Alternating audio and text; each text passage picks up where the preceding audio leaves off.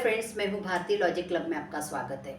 मेरी एक खास सहेली, मैं खास इसलिए बोल रही हूँ कि हम दोनों 5 साल तक कॉलेज में साथ में पढ़ रहे थे।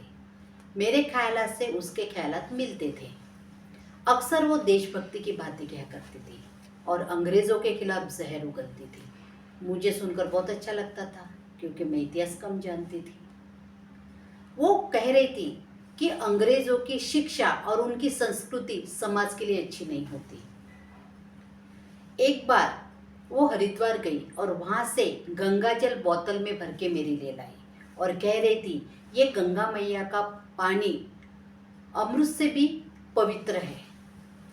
शायद उसकी आंखों में पट्टी बंधी हुई थी, उसको वो पानी की गंदगी दिखाई नहीं दी, लेकिन मैंने पानी देखते ही पहचान लिया कि कितनी गंदगी है पानी में।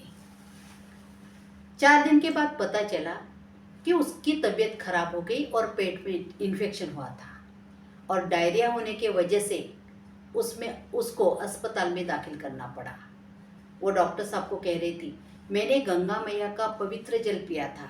तो डॉक्टर साहब ने कहा, गंगा जल पवित्र नहीं, गंगा नदी सब नदियों में से प्रदूषित नदी है, इसलिए ऐसी बीमारी होती है।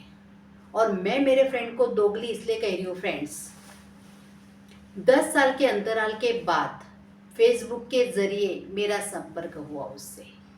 जिस अंग्रेज़ों के खिलाफ वो जहर उगलती थी, उन्हीं के देश में इंग्लैंड में जाके बस गई और वहाँ के नदियों के पास की तस्वीर मेरे लिए भिजवाई। वो देखकर मुझे सदमा लगा। मैंने उसको पूछ लिया, अरे तू तो अंग्रेज़ों की बहुत बड़ी दुश्मन थी और बहुत बड़ी देशभक्त भी थी, कहाँ गई तेरी देशभक्ति? तो मुझे कहने लगी, अरे छोड़ो ना पुरानी बातों को, और कहने लगी वहाँ का क्लाइमेट, हवा, नदियाँ, पानी और हर एक चीज़ भारत से बेहतर है, इसलिए मैं वहाँ जाके बस गई। न जाने ऐसे कितने झूठे देशभक्तों ने भारत